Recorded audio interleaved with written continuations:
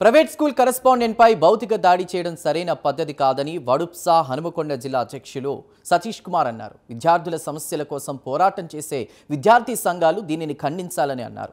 విద్యార్థి సంఘాల నాయకులు ఆర్టీఐను దుర్వినియోగం చేస్తున్నారని మండిపడ్డారు. మొన్న 12వ తారీఖు రెడ్డి కాలనీలో ఉన్నటువంటి స్మైల్ డిజీ స్కూల్ యాజమాన్యం మీద పీడిఎస్యు విద్యార్థి సంఘానికి చెందిన నాయకులమని మర్రి మహేష్ మరియు గుర్రం అజయ్లు చందా కోసం వెళ్ళి తను చందా ఇస్తే ఆ చందా సరిపోదు అని చెప్పేసి భౌతిక దాడులకు దిగటం జరిగింది.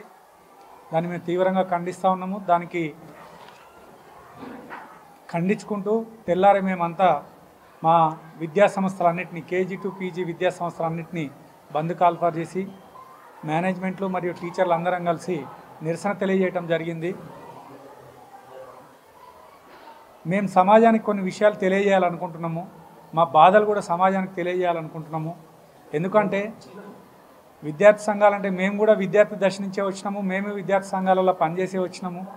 మేము కూడా లక్షల కోట్లు డబ్బులుంటే బడులు పెట్టలేదు. మేము కూడా మాకు ఉద్యోగ అవకాశాలు రాకపోతే మేము అవకాశాలు కల్పించుకొని మాతో పాటు ఇంకొక 20-30 కుటుంబాలకు వృత్తి కల్పించడానికి పెట్టిన విద్యా సంస్థలు ఇవన్నీ. వీటి మీద దాడి చేయటం అనేది హేయమైన చర్య. కాకపోతే ఇంతకుముందు విద్యార్థి సంఘాలంటే చాలా గౌరవం ఉండేది.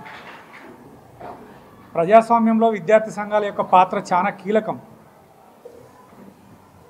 అలాంటి విద్యార్థి సంఘాలు ఎందుకంటే పెద్ద పెద్ద నాయకులు సమాజానికి దశ దిశ నిర్దేశించినటువంటి చాలా పెద్ద మహామహులు విద్యార్థి దశ నుంచే వచ్చారు. కానీ నేటి విద్యార్థి సంఘాలు ఏ ఉద్దేశంతో ఉంటున్నాయి, ఏ ఉద్దేశంతో పనిచేస్తున్నాయి అనేది ఒకసారి ఆత్మవిమర్శ చేసుకోవాలంటున్నాం. దీంట్లో కూడా నిజాయితీ కలిగిన సంఘాలు కొంతమంది ఉన్నారు. అందరినీ మేము అనట్లేదు. కానీ మెజారిటీ సంఘాలు ఇవాళ కేవలం చందాల వసూళ్ల కోసమే సంఘాల ముసుగులో వస్తున్నారు. వారి వల్ల మేము చాలా బాధలు పడుతూ ఉన్నాము. వడుప్సాలో ఆర్గనైజింగ్ సెక్రటరీగా ఉన్నాను నేను. ఇప్పుడు మా ప్రెసిడెంట్ గారు చెప్పినట్టుగా మీరు ఒక పీడిఎస్యు తీసుకుంటే 4 నుంచి 5 సంఘాలు ఉన్నాయి పీడిఎస్యులో. వెంకటరెడ్డి గారి వర్గం ఒకటి, సారయ్య గారి వర్గం ఒకటి, ఇంకా అట్లా రకరకాల పేర్లతోటి. అయితే ఏదో ఒక 20 సంవత్సరాల క్రితం మనం స్కూల్స్ రన్ చేస్తున్న ప్రాసెస్లో ఒక్క సంవత్సరం ఒక సంఘం వస్తే మళ్ళీ 2 సంవత్సరాల దాకా చందా కోసం సంఘాలు రాకపోయేటివి. ఫర్ ఎగ్జాంపుల్ ఈ సంవత్సరం సిపిఐ సిపిఎం వాళ్ళు ఏదైనా మీటింగ్ పెట్టుకుంటున్నాం సార్ కొంచెం కోఆపరేట్ చేయండి అంటే వాళ్ళకి ఏదో మాకు తోచినంత కాంట్రిబ్యూట్ చేస్తే వెళ్ళిపోయేవాళ్ళు. తర్వాత 2 నుంచి 3 సంవత్సరాల తర్వాత కానీ మళ్ళీ వచ్చేటోళ్ళు. అట్లా సంవత్సరానికి 1 కానీ 2 కానీ సంఘాలు ఉంటుండే.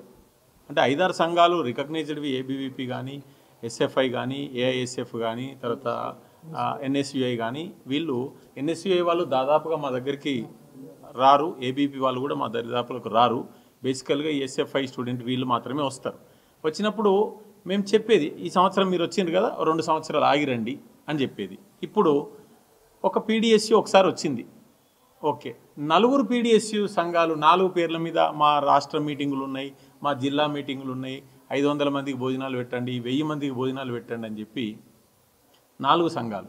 ఎస్ఎఫ్ఐ నుంచి ఒక వర్గం విడిపోయి మళ్ళీ ఇంకో వర్గం ఫామ్ అయ్యి అందులోకెళ్ళి ఇంకో వర్గం విడిపోయి అట్లా ఒక్కొక్క సంఘంలోంచి 20 సంవత్సరాల క్రితం 3-4గా ఉన్న సంఘాలు ఇవాళ 50-60 సంఘాలు తయారైపోయి ఇక రాక్షసుల్లాగా మా ఎంబడి పడుతున్న పరిస్థితి. మా అందరి మొబైల్ ఫోన్స్ మీరు చెక్ చేస్తే ఒక్కొక్క స్టూడెంట్ యూనియన్ వాళ్ళు మాకు కాల్స్, మిస్డ్ కాల్స్ 50 నుంచి 70 కాల్స్, 100 కాల్స్ ఉంటాయి.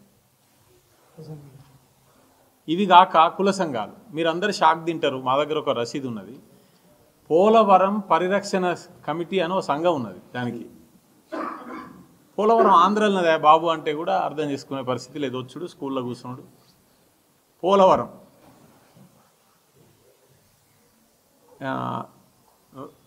ఇది మన రైట్ టు ఇన్ఫర్మేషన్ యాక్ట్ సంఘం ఉన్నది ఒకటి. రైట్ టు ఇన్ఫర్మేషన్ యాక్ట్ సంఘం. దానికి ఉన్నారు. మా స్కూల్కి ఏంటి సంబంధం? తర్వాత మీకు ఒక కేటగారికల్గా మనందరం అబ్జర్వ్ చేయాల్సినటువంటి ఒక అంశం ఉన్నది. ఏంటంటే ఇంతకుముందు ఒక విద్యార్థి సంఘం వాళ్ళు వస్తే ఆ కరస్పాండెంట్ కూర్చుంటే ఏం జరుగుతున్నాయి యూనివర్సిటీలో, ఎడ్యుకేషన్లో జరుగుతున్న మార్పులు ఏంటి అని 1 గంట 2 గంటలు సాయంత్రం పూట వస్తే మాట్లాడితే మాకు కొంత నాలెడ్జ్ వచ్చేది, మేము కొంత వాళ్ళకు నాలెడ్జ్ ఇచ్చేటోళ్ళం, వాళ్ళకు మంచి అవగాహన ఉందని మాకు అర్థమయ్యేది.